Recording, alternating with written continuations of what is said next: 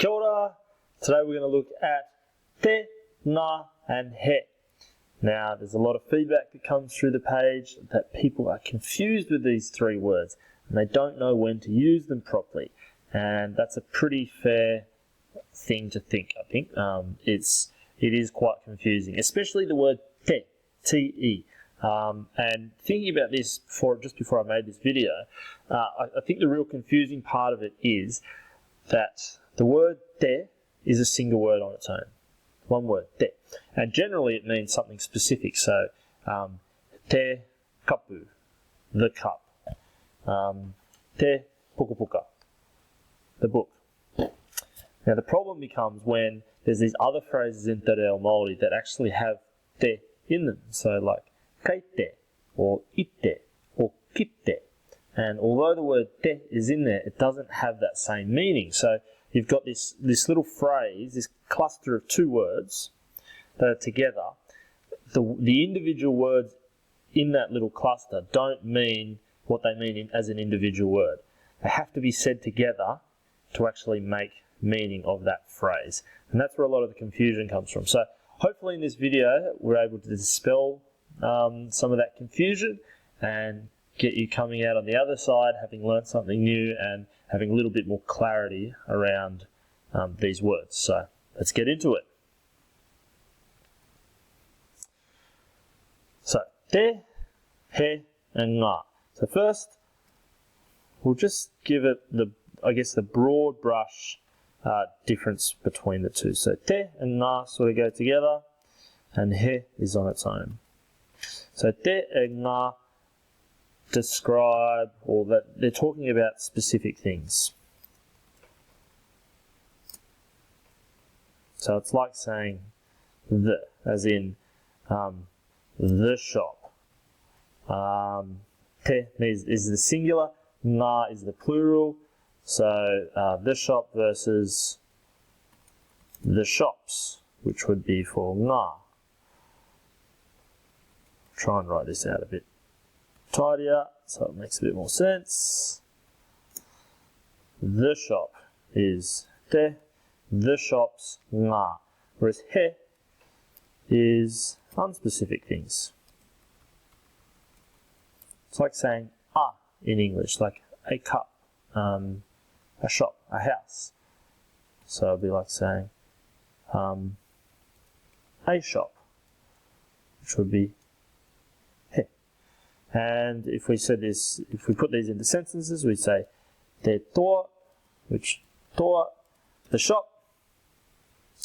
We'd say ngā toa, the shops. And then down here, we'd say he toa, a shop. So that's really the difference between them. It's pretty simple, I think. It's just learning the application of them in sentences. So we'll start off, we'll look at te. So we could say te pōtai, meaning the hat.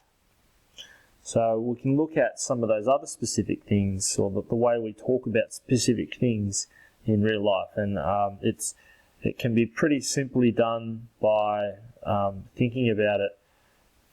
I don't want to say think in English, but the conversion between, or the translation between English and te reo Māori with te, it's quite in line. It's quite aligned. They're quite aligned.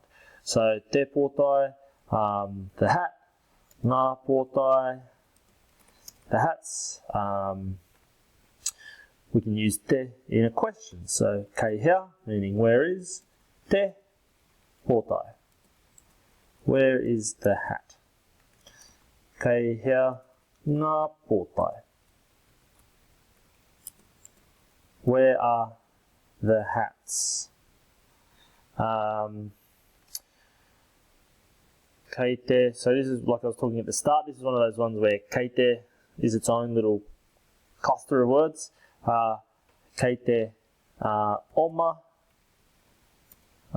te kuri, te kuri. So the dog is running.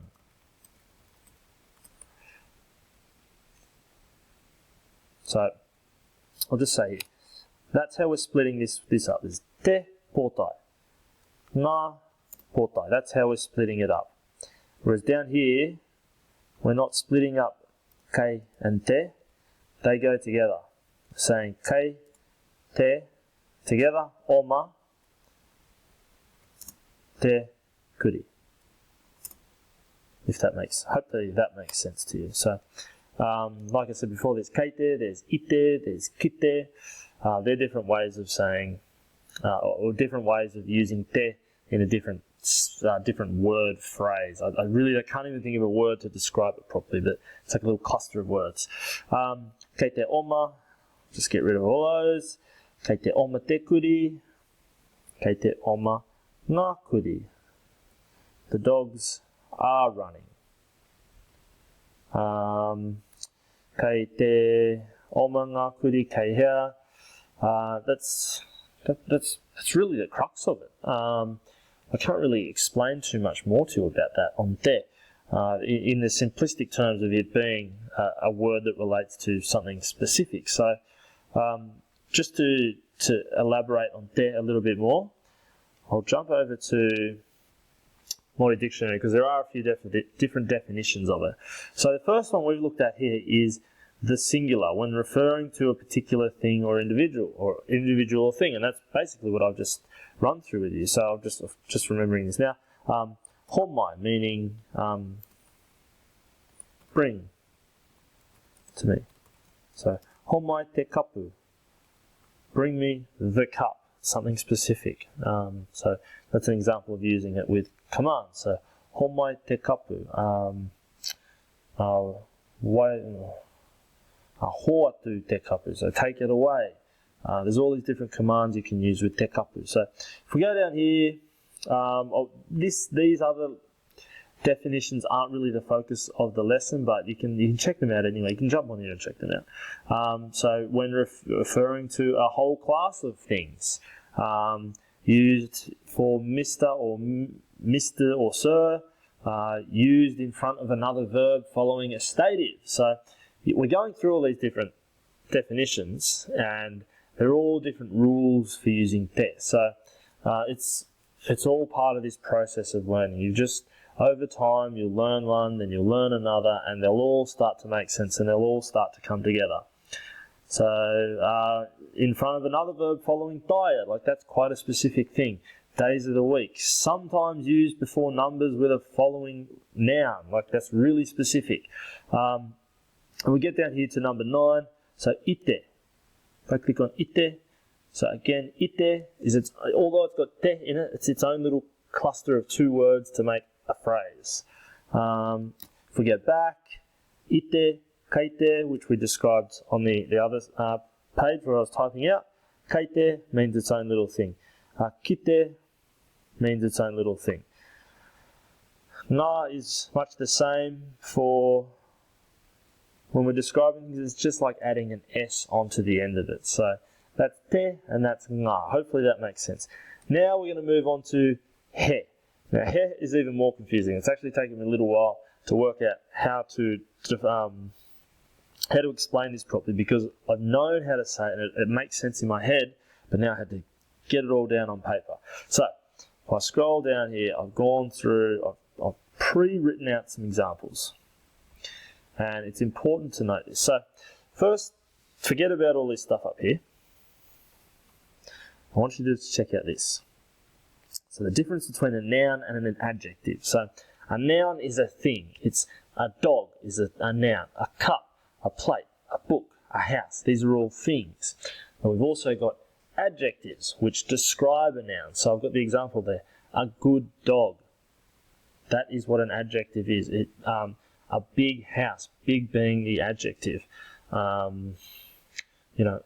Big, small, good, bad, tall, short. They're all ways of further describing what a noun is. So it's important to note, because there's 2 different ways you can use he here. The first one being, and I've sort of highlighted up here, he pai, that should be te, he pai te pōtai. So we can use he as a way to describe an adjective of a noun. So, he pai te pōtai. He pai te pōtai.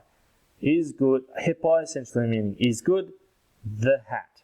So, important to note it. We're talking about, even though I said he means something not specific, when we put it before an adjective, then we can talk about something specific. Te pōtai. He pai te pōtai. The hat is good. Now compare that to down the bottom here. He pōtai pai. In this case, we're talking about something unspecific because we're going he, and then we're adding a noun in. So he pōtai pai, meaning a hat good. It's a good hat. It's not the good hat. It's a good hat. Compare that to the top one. He pai te pōtai. The hat is good versus a good hat.